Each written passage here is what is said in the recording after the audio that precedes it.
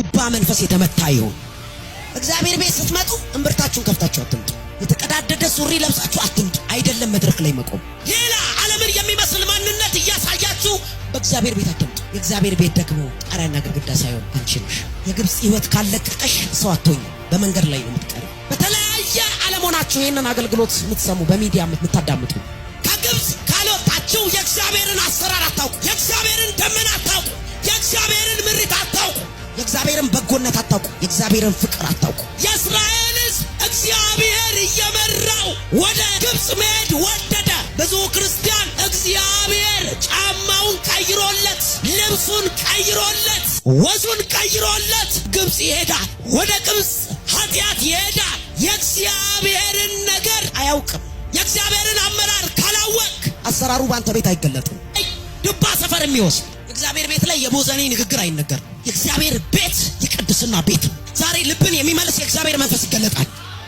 አያችሁ፣ ከግብጽ ያልወጣ ሰው የምልክቱን ልንገራችሁ። የእግዚአብሔር ደመና እየመራው ያጉረመርማል። ጌታዊ ይርስታል፣ ጌታዊ አለቀ። እንዴት ያልቃል? እየመራሽ የሚመራን እግዚአብሔርን የምታውቀው ልብን ከግብጽ ስታወጣ።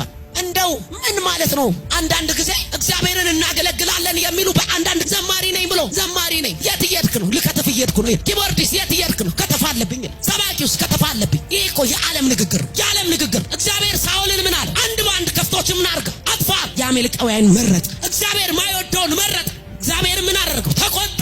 እግዚአብሔር የሚቆጣውን ዛሬ እግዚአብሔር ቤት ላይ ንጹህ ሆኖ ተቀምጧል። የእግዚአብሔር መንፈስ ከሳኦል ሄዷል። ነገር ግን እግዚአብሔር የሚቆጣው በእግዚአብሔር ቤት ንጹህ ተደርጎ ተቀምጧል። ዛሬ ኃጢአት በእግዚአብሔር ቤት እንደ ንጹህ ዕቃ ተቀምጧል። የሚቃወም የለማ። ለምን ካላት በጣም ብዙ ክርስቲያኖች ልባቸው ግብጽ ነው። ዱባ ይመኛል፣ የዓለምን ይመኛል። እግዚአብሔር የሰጠህ በትንሹ ነገር ካላመሰገንክ ሁል ጊዜ ዱባ ነው የምትፈልገው። አሰራር፣ ይህ የሰማይ አሰራር ምና የሚባል ነገር አይተው ማያውቁትን እየበሉ ዱባ ይፈልጋል። ልብህ ወደ እግዚአብሔር ካልተመለሰ ሁል ጊዜ ዱባ ነው የምትመኘው።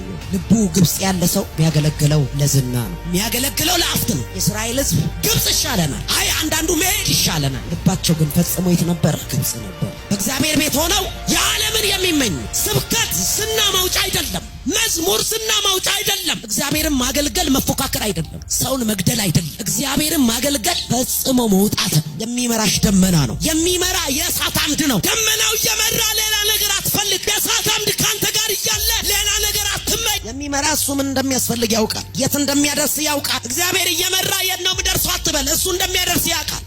ስጡት ለእግዚአብሔር። ወይኔ እንደ ትላንትና እንደ እንትና ብሆን ኖሮ አትበል። የዓለም ኮልኮሌ ጋር ራስን አታወዳድር። እነሱስ በግብጽ በተያዘው ጭቃ ስለተያዙ ነው። አንተን የያዘ እኮ የዘላለም አምላክ ነው። ክርስትና ፈጽሞ ለእግዚአብሔር ተለይቶ መውጣት ነው።